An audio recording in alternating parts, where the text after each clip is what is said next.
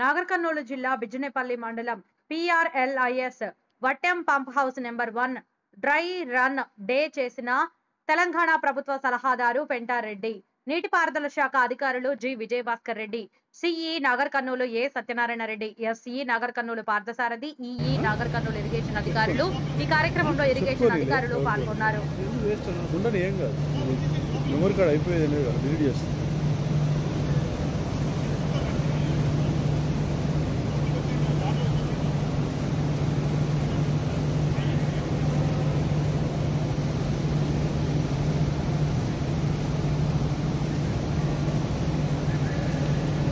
Yes, yes, start.